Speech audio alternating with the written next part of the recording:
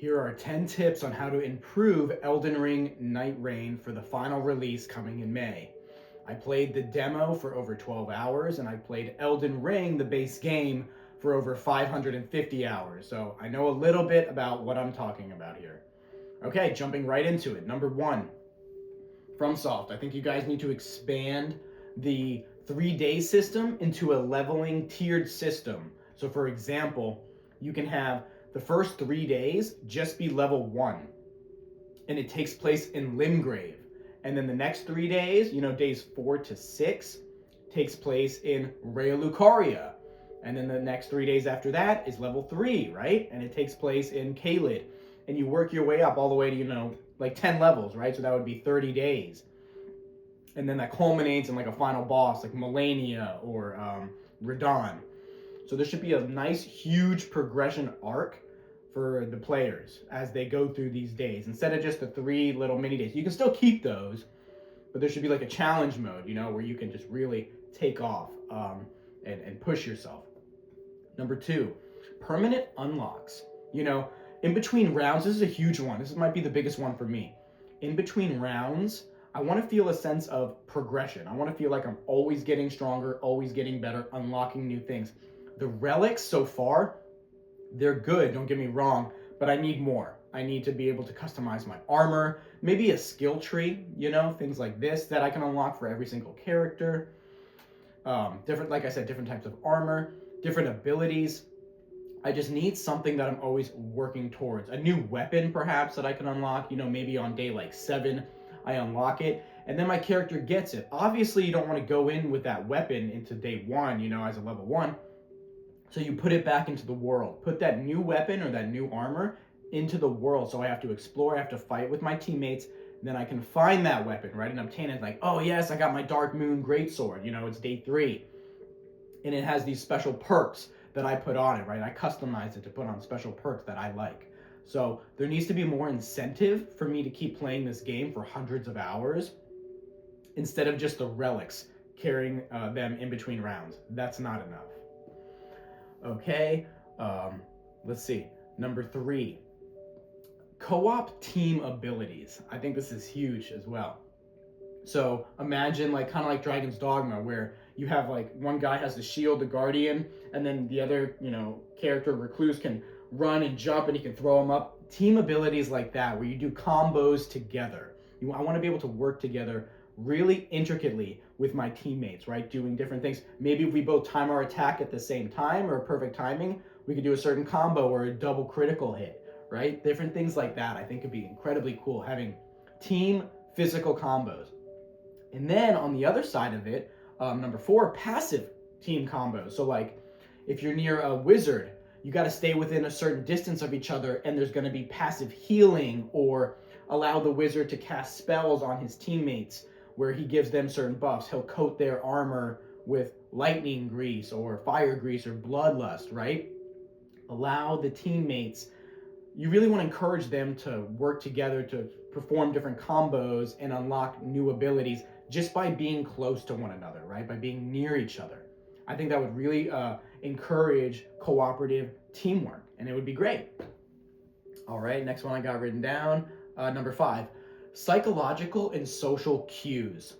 FromSoft, never underestimate the power of color and the influence that it has on people. So like, let's say you unlock certain armors, and you got to have different rarities of the armors. Different colors, white, yellow, orange, purple, blue, whatever you want to call them, different colors. Have that kind of show up on the armor or weapons in certain ways. So when you're playing with somebody, you can see their armor, you can see the rarity, you can see how rare the piece of gear that they have is. And you're like, oh my God, you have that purple gear. Oh, that's amazing. I really want to get it. What did you do to obtain it? And it encourages a sense of camaraderie, and encourages a sense of competition, that you want to get better, get stronger, right? Get more advanced. And you see certain pieces of armor and weapons that other people has, and it's different color, and wow, like that guy's stronger than me. He's beaten, this challenge. That armor and that color means he beat Radon, under these circumstances, blah, blah, blah. So you would know. And then also, like, if you upgrade all the characters or something like that, having, auras, like little glowing, colors around the people, like I said, purple, blue, yellow, orange, whatever, and have those colors of aura signify certain things that the players achieved. This will signal to other people, like I said, social cues, right? It'll signal to other players, oh my God, this person did this, and I want to achieve that same goal, right? Very cool stuff, I think. Let's see, next one I got written down, number 6. You want to give us incentives to play all the characters, because right now I'm just loving, maybe 1 or 2 characters, and I know there's potential with the other ones, but I'm really digging these 2 characters, and I ignore the other ones. You want to give us incentive to play all the other ones and unlock them. Once again, whether that's customization of the armor, weapons, or cross-reactive abilities that you unlock. So let's say I'm playing the Wilder, but there's certain abilities in my skill tree. I need to go play Recluse in order to unlock those abilities in my skill tree. So I'll play the Recluse, upgrade that character, and then that will bring an ability over to my Wilder. And likewise, right? Unlock the Wilder, boom, all of a sudden some ability is unlocked on my Guardian. So eventually, you're having the players spend all this time unlocking everybody to cross-react and unlock abilities on other characters, right? And there can be synergistic effects too. You got to have things that, like, there's a reason to do this, So I think that's really, really a cool thing as well. Once again, if you're still watching, guys, anybody, please comment down below. We're trying to make this game the best it can be. Just give your thoughts, give your feedback, man. Let's work together. Number 7, very simple, a voice toggle. It's simple, but it's very critical. This is a cooperative game, and in any cooperative game, you need to be able to communicate with your teammates. So you can have just 2 simple ways of matchmaking. When you go to commence, when you start the match, you can just say voice chat mandatory or voice chat off, right? Or you don't care, either way. For me, I need voice chat on. In single player games, obviously I'm playing by myself. I don't need that. But when I'm playing a cooperative game, especially one that's intense like this and difficult, where hopefully we're going to have these synergistic abilities and teammate abilities and co-op combos, I want to be able to talk to my teammates and say, okay, I'm going to throw down my Wilder explosion, my ultimate, and then whoever our Duchess is on the team, hey, by the way, get ready as soon as I do this and you see this go off, cast your clock stop, your rewind play, right? So that we get double damage on it. Or let's try to time our combos together. Let's time our critical hits together. Ready? 1, 2, 3. Time, bam. Try to get that extra damage, whatever it is.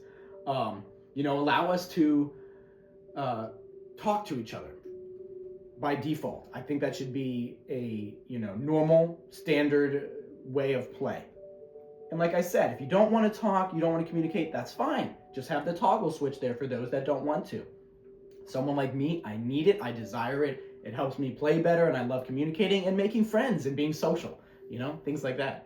And on a side note, going back to kind of the team abilities, I also think it'd be really cool if you can have abilities for double grease. So if you and your teammate both have or status effects, if you both have a bloodlust weapon or you both have a frost weapon, right now it's pointless, or fire. They don't do anything. You need to add abilities that stack on top. So it's like if you do double bloodlust and you both have a bleed weapon, it should have some really cool effect. Even if it's just double damage, it should have some really cool effect on the opponent. Or double poison, double fire, right? Because a lot of times you're going to be carrying a similar weapon to your teammates. And as of now, it doesn't do anything. So you should give people incentive to also want to carry those same types of weapons. But at the same time, somebody carries a frost. I bring frost, you bring poison, and he brings bloodlust. You know what I mean? Also, there should be abilities with that. So there should be reasons to play in every sort of way, okay? All right, almost done. Number 8, Elden Ring lore. Add that in, man. Like, little cutscenes. These don't need to be 10-minute cutscenes or anything, just 30 seconds. Let us play out some of the epic battles. Let us be part of some of the epic battles, whether it be in the capital. Because when we came into Elden Ring, all the battles were over, right? So when we come into this game, Nightreign, you could let us play in some of these battles. Melania versus Radahn, Renala, I forget who she fought. Was it Rykard? I don't remember. But just have us be able to fight in some of these really cool battles. Have the lore tie in some way. Whether it be, like I said, with cutscenes and just letting the players fight in certain scenarios that took place throughout the game. I think that'd be epic. And you don't even have to stop there. Like if you want to expand this, you can bring this into Dark Souls territory, Bloodborne. You can add all like a conglomeration. Maybe that's for a second game. Maybe that's for like Souls Reign. You know what I mean? Not Elden Ring Nightreign, but a Souls Reign game where you bring all the games together and have all the different lores collide. I don't think there's any limit here. You know what I mean? The sky is the limit. Your imagination is your limitation with this type of game. I think you guys have something special here. You really do. You got to lean into it, though. You got to let your minds run wild. Okay, number 9. So when players beat the game, because in the end they're gonna beat it before the next DLC comes out, you got to have incentive for them to keep playing. So obviously there needs to be end game activities and end game armor and weapons and abilities, things like this. But you also want to give them a reason to help other people, because maybe they'll just team up with the best 3, the 3 best players, you and your 2 friends, and it's like, okay, you just keep playing over and over. But you want to give incentive to help carry other people, right? Some people are just starting their journey and they want to get to where you are. I really think having that kind of carry system, there should be some kind of reward where it like incentivizes the professionals, the masters of the game, to find people. You can have that in matchmaking as well, right? Find people who are just starting, who are lower level, who are lower skilled. Say, hey, we need some help. Can you help us? And then you carry them and you bring them up, and then there's rewards for both players. Obviously, the younger player, he's going to get better and stronger, right? And then the senior player, the master, there's something there for him as well. Like I said, whether that's a glow, armor, weapons, abilities, certain things, whatever, what have you, certain sound effects that the characters make. There's so many things you can do, man. When they run, you can have little ability, different effects come behind their feet, butterflies and colors and fire and just little things like that will go a long way. I promise you. So yeah, you want to have incentives for master players to keep playing and to help the younger guys come up and get stronger. All right, and then number 10, you got to keep the characters looking unique from each other. I know I'm talking about customization and armor and colors and everything. I cannot stress enough, you want to be able to differentiate each character as soon as you look at them. So even if they have different armors and different colors, that's fine. But when you look at a character, you should say, that's a recluse, that's a duchess, that's a wilder, that's a guardian. You should always know who you're looking at. So yes, allow customization of each character, but it should be so unique and so differentiated that as soon as you take a look at one, you know what character you are looking at, you know what character you are playing with. You don't want everything to blend together where you have no clue, is this a magic user, a sword user, a recluse, a ninja? You don't want that. You want to be able to differentiate instantaneously who am I playing with and what kind of abilities does that player have, okay? And that's it. Bonus 1, just keep listening to the players, keep listening to our feedback, take it to heart, talk about it in the boardroom, talk about it on your dashboard, on your computers, see what we all have to say, rank it by accordance of importance, and make decisions based on the players. As long as you keep doing that, you keep asking for feedback, you keep communicating with us, this is something that you could do forever. Because multiplayer games where players are talking to each other and being social are huge.